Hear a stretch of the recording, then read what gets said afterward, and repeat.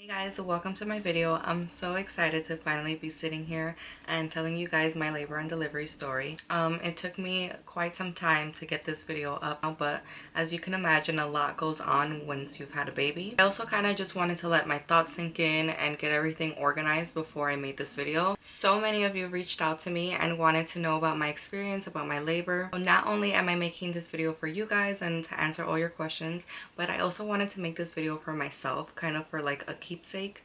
It's true what they say, when you have your baby you kind of forget everything and everything feels like a distant memory and it's super surreal.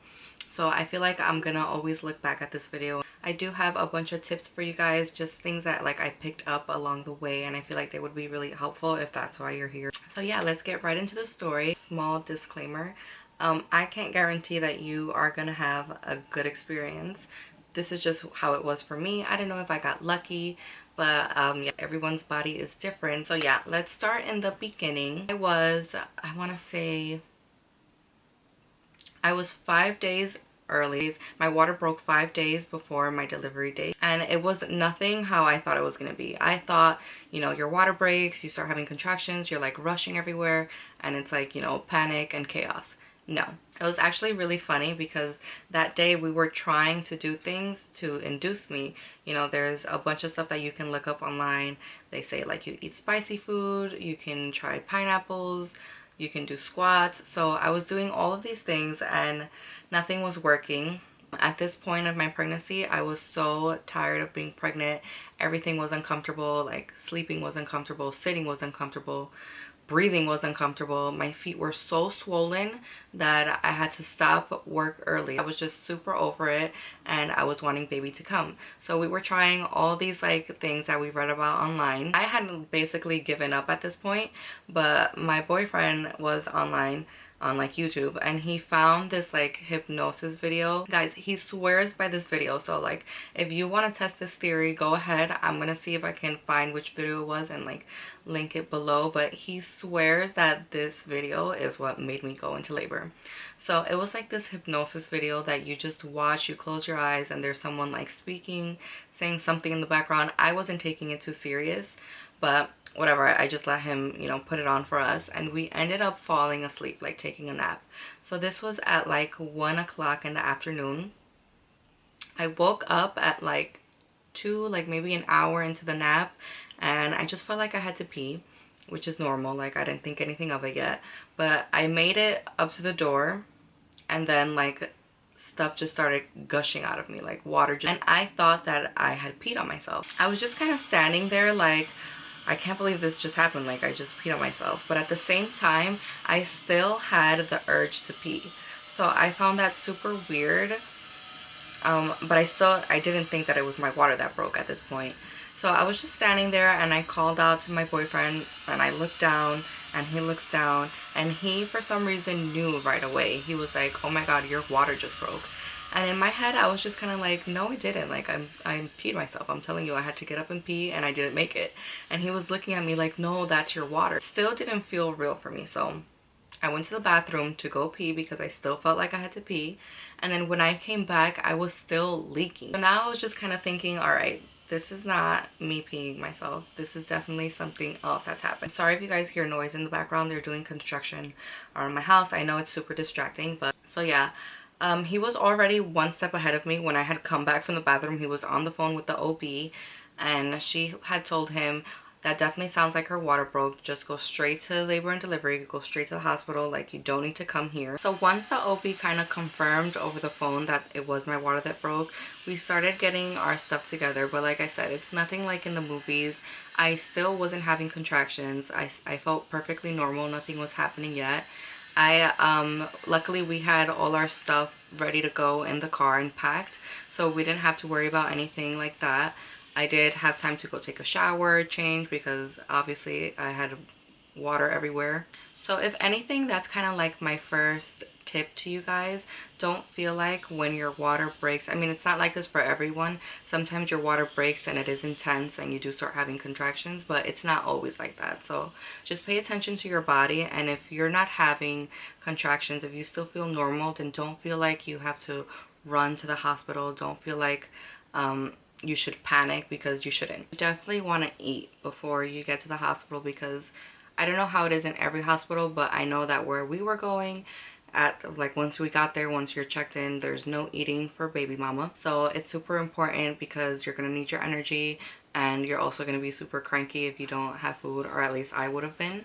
So that's something else that you want to take into consideration, especially if, like I said, your water broke but you're not feeling anything yet. I got to shower, we went to go eat first, and then we were on our way to the hospital. We were kind of like calling our close friends and our family members. I still wasn't feeling contractions at this point, so I was like happy. I was like, okay, maybe this is gonna be like easier than I thought. But yeah, so once you get to the hospital, they send you up to labor and delivery, but they don't put you in your labor and delivery room yet. The reason why is because they want to check you and make sure that you are actually in labor before they go ahead and put you in a room. It could be that you haven't dilated enough that they'll send you back home, but for me, since my water had broken, I knew that they were going to check me in right away, because I think when your water breaks on its own, you have a limited amount of time before you have to give birth. I think it's like 24 hours or something. So I knew that we were going to be there for good. Unfortunately, the night that we got there,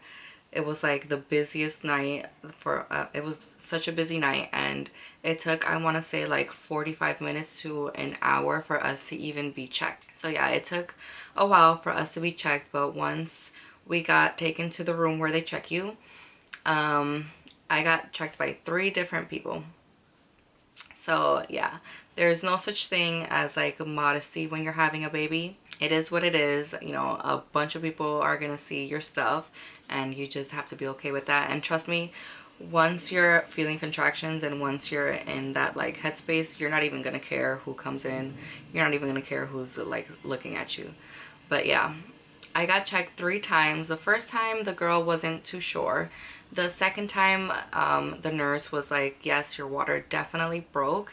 And then the third time, this was like consistent back to back. The third time I got checked was by the actual OB that would deliver my baby. She was the on-call OB. Now I'm already having contractions. Like, they hook you up to a monitor so you're able to see your contractions. So they weren't too strong, but in my head I was just like, okay, it's getting real.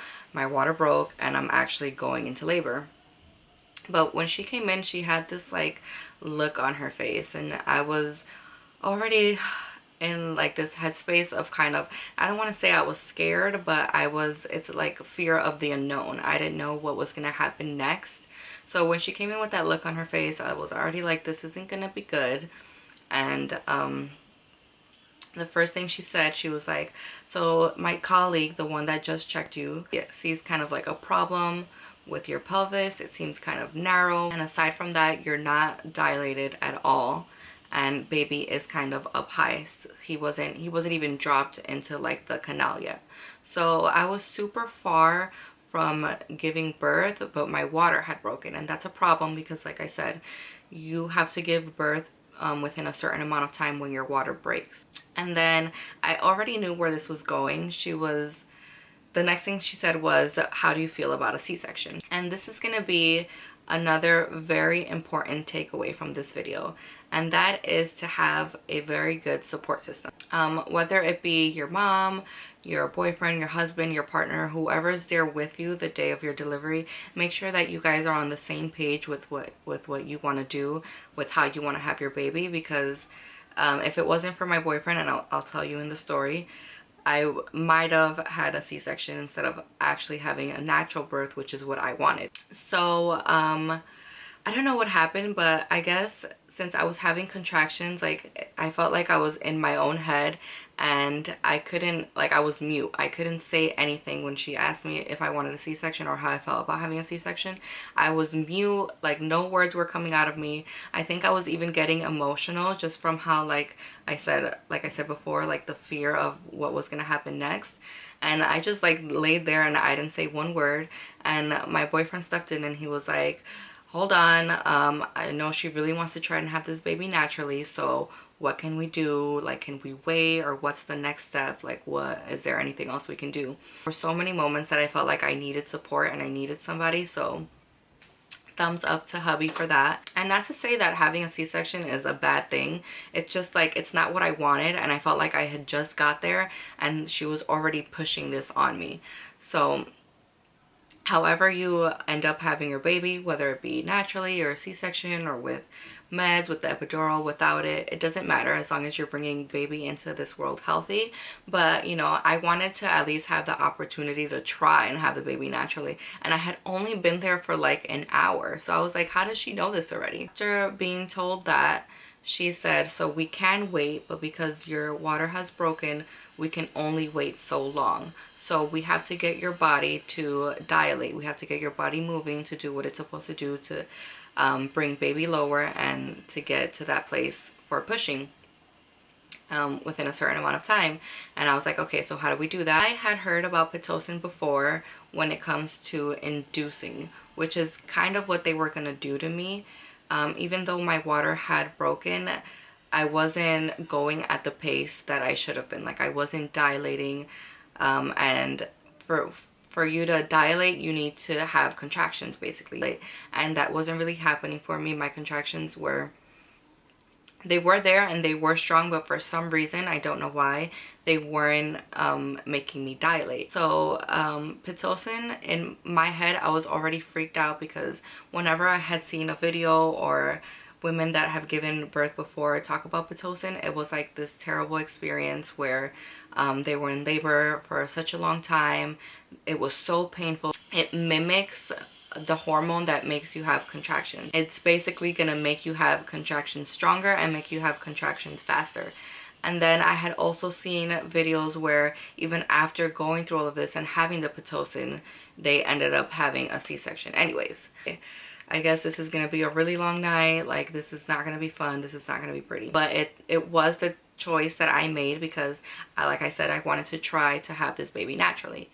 So after that, after we had to discuss the whole plan for the night, my contractions started to pick up, and I still hadn't had the Pitocin put in yet, so they were just picking up on their own. And it's not that they were so overbearingly strong, it's that they were so close apart.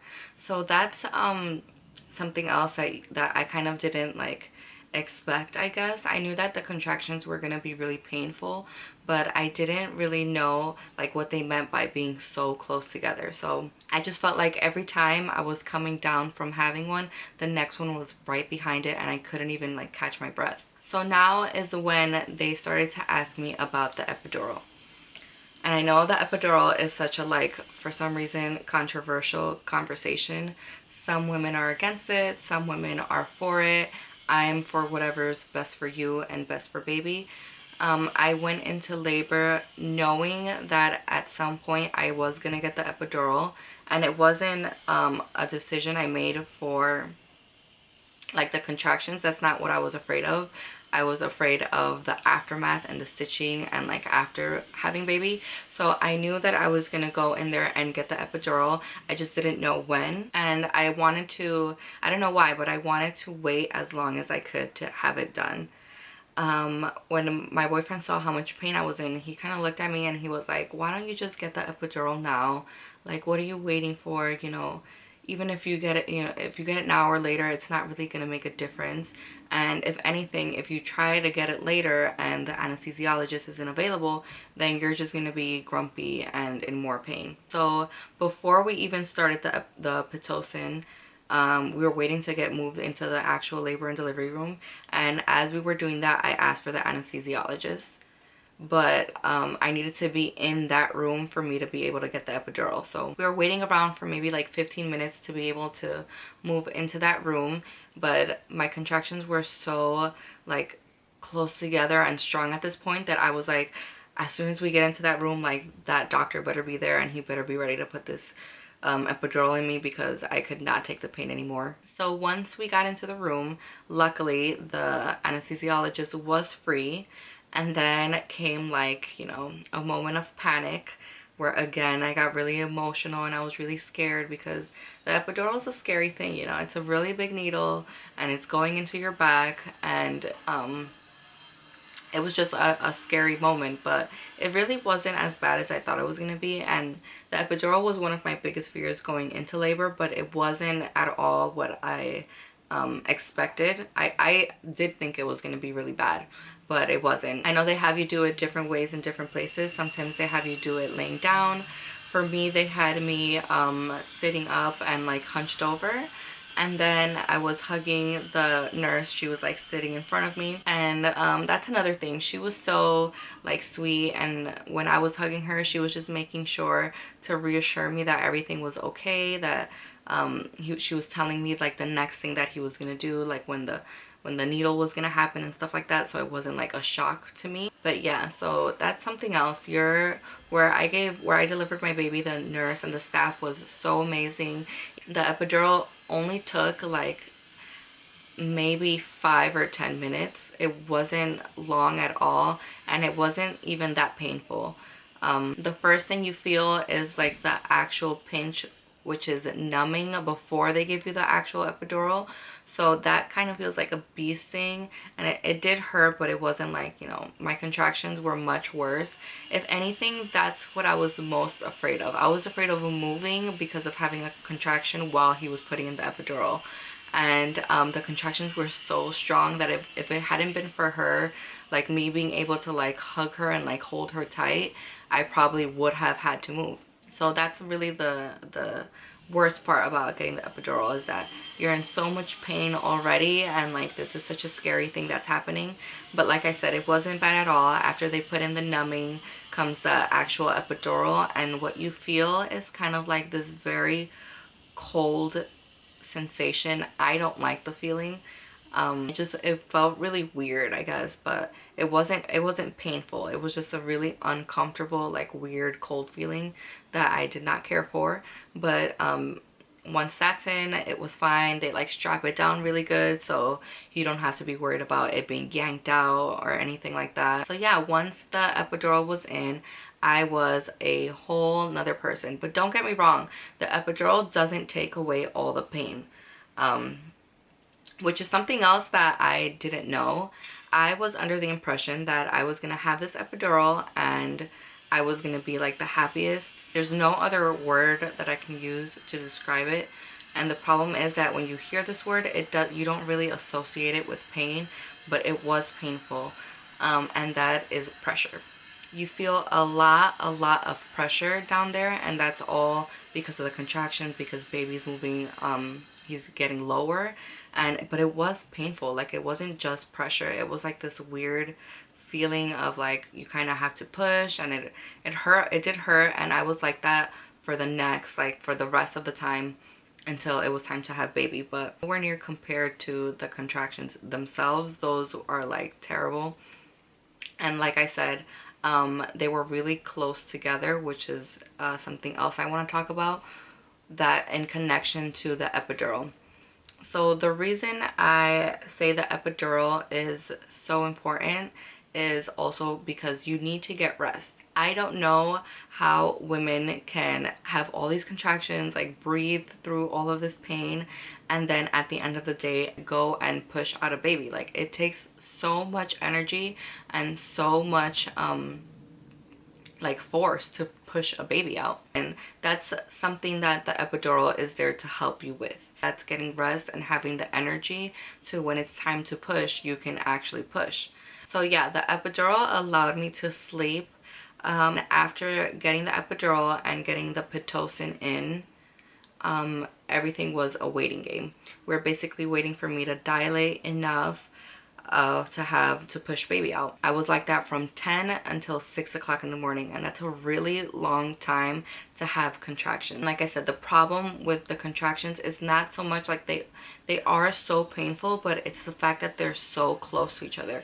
If you're lucky enough to have contractions that are 10 or like 15 minutes apart each one, then like, good for you. But for most of us, contractions are usually like 1 to 2 minutes apart, and that's not a lot of time for you to come down from all that pain. And let me tell you, I didn't know how long a minute was. Like, a minute was nothing until you start having contractions and they last a minute. Like, those are the longest 60 seconds of your life while you're in that pain. And whoever asks me about having a baby, I will just tell them like it is. Get the epidural and get sleep. So from 6 to 10 o'clock in the morning, all I did was try to get as much sleep and as much rest as I could. But like I said, I was still feeling pressure, so I wasn't like in a deep sleep. I was kind of awake the whole time. I was in a very light sleep, but I was getting rest. And the overnight nurse, so they work in shifts, so I got a new nurse by the time it was like 11 or 12, and she was also so amazing. She was coming, I know it's their job to do this, but I feel like she was doing it with like so much care. She was coming in like every, I want to say 45 minutes to an hour. She would reposition me. She would ask me how I was feeling, what my pain level was from 1 to 10. So I really appreciated that, because it just felt like having another person there who was really aware of you and really concerned about how you were feeling and stuff like that. So she was amazing. They also monitor baby and baby's heart rate. Like, baby did not like the Pitocin at all. It was like making him anxious, and his heartbeat would go really fast and my machine would go off, and that was really scary because I was like, oh my god, is baby okay? But he was fine. It's just the reaction to the Pitocin. He was not liking it. So then came morning time, and I was super positive about where I was gonna be in terms of being dilated. In my head, I was like, for sure I have to be at like a 5 or a 6. Like, you know, I've been feeling all this pressure all night. I had the Pitocin, I've had the Pitocin. I know I'm contracting more, so like there's no way that I wasn't dilated at least to like a 5 or a 6.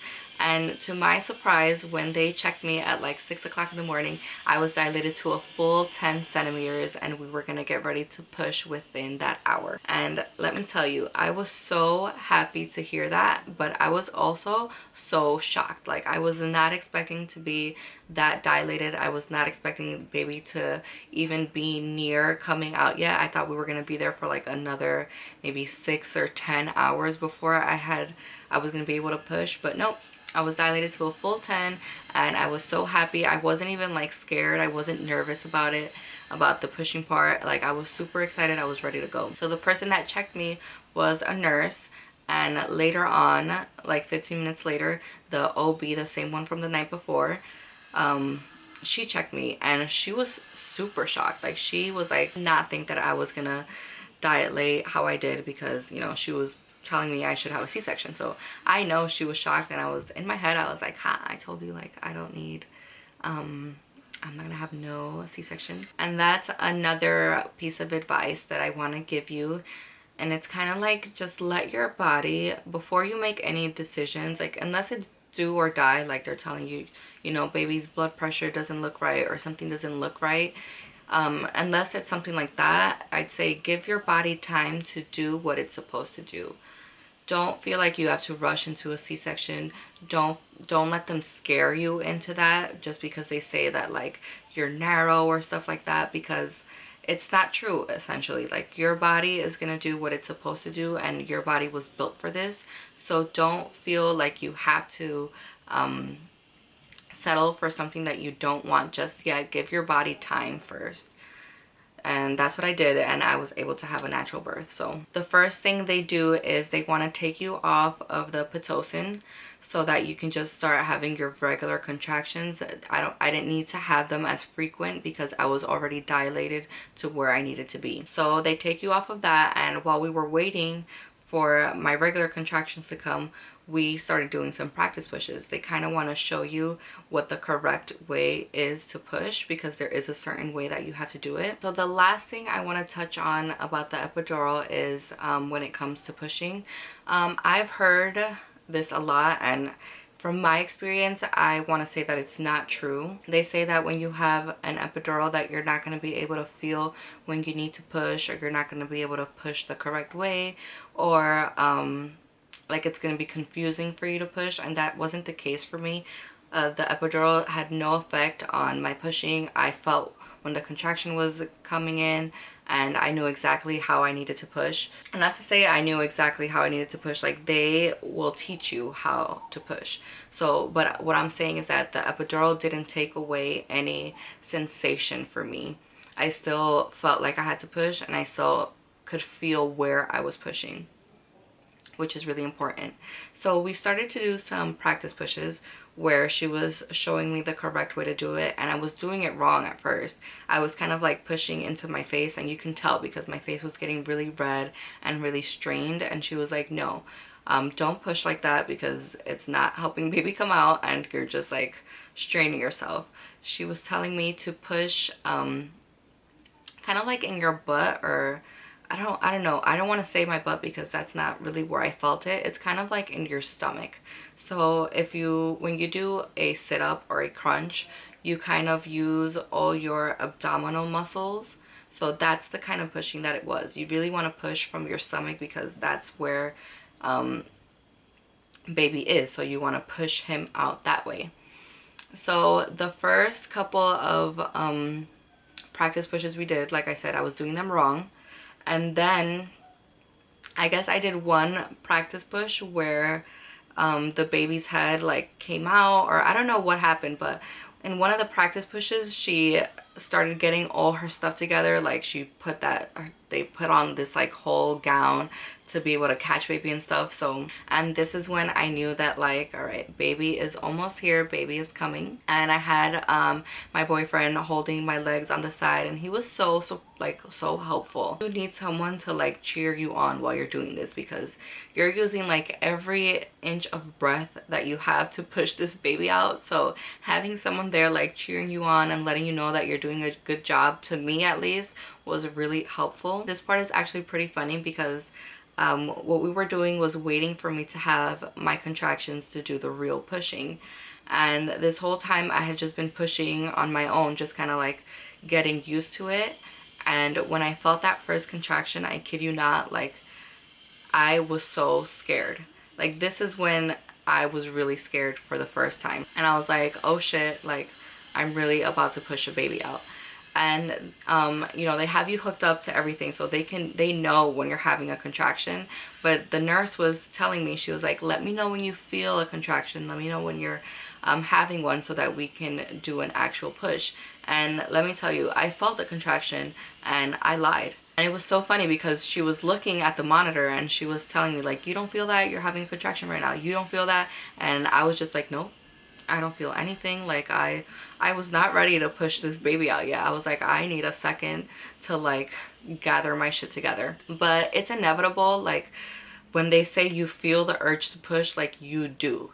There's nothing that can stop this baby from coming out of you because you feel so that you have to like push so hard. So the next contraction came in, and I want to say in like 2 or 3 pushes, baby was out.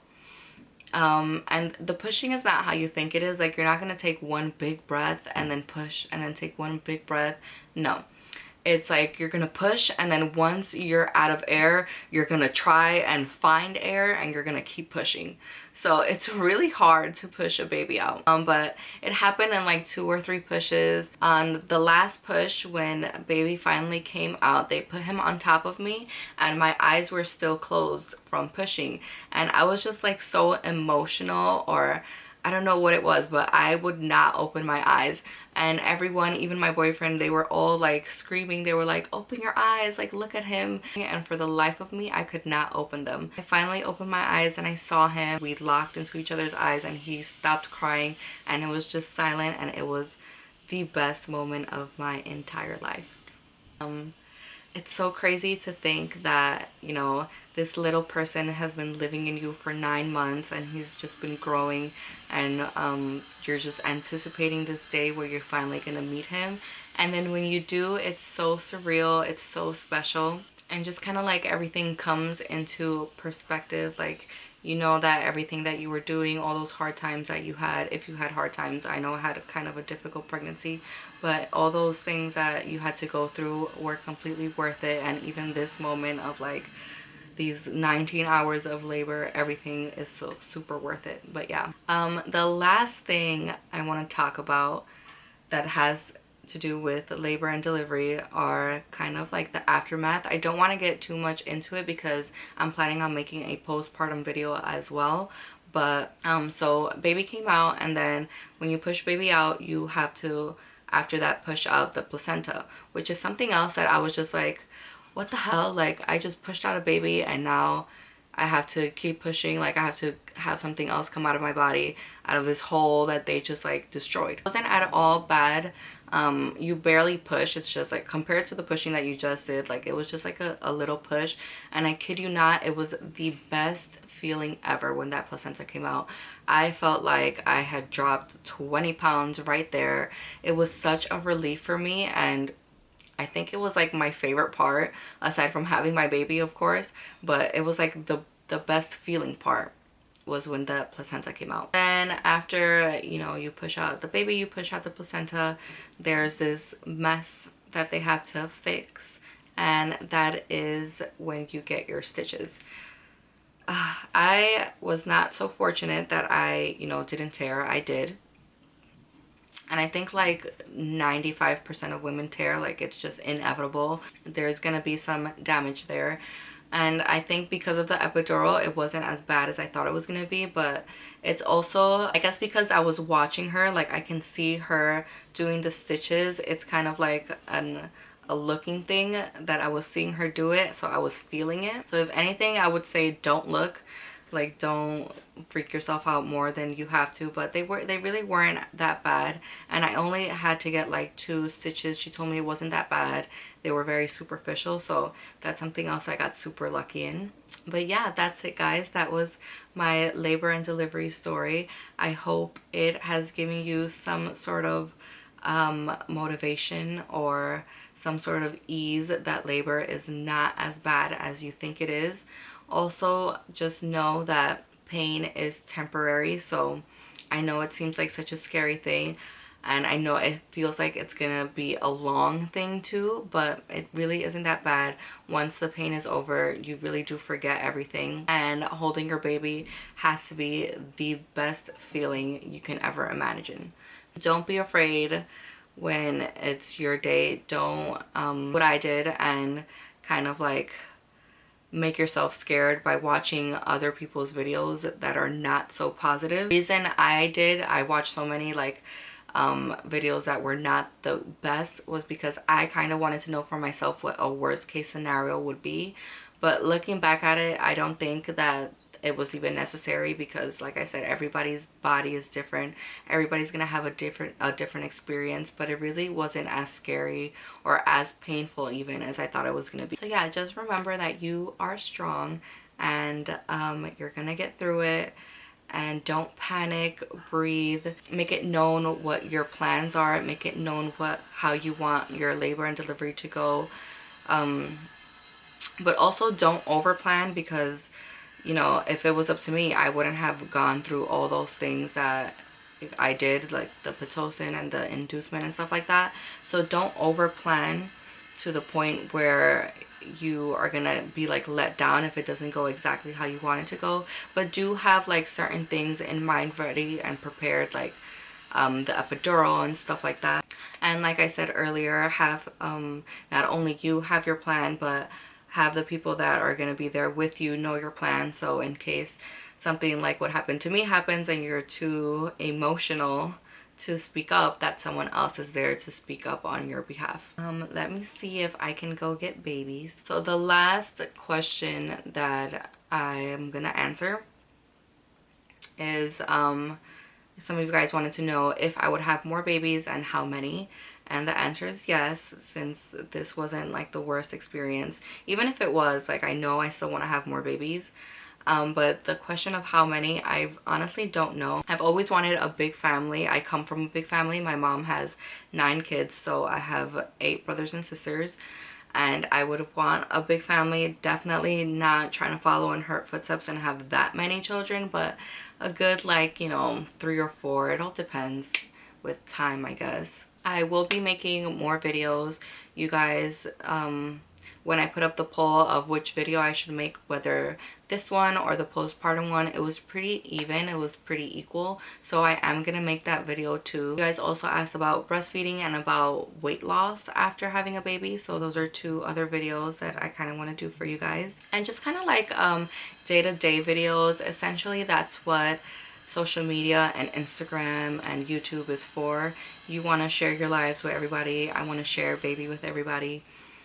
And so hopefully you guys will join us. If you guys are interested, then click that subscribe button and I will see you in the next video. Here he is. He looks so angry. He just woke up from a nap. He's so cute though. This is Logan. He's like nothing without his pacifier.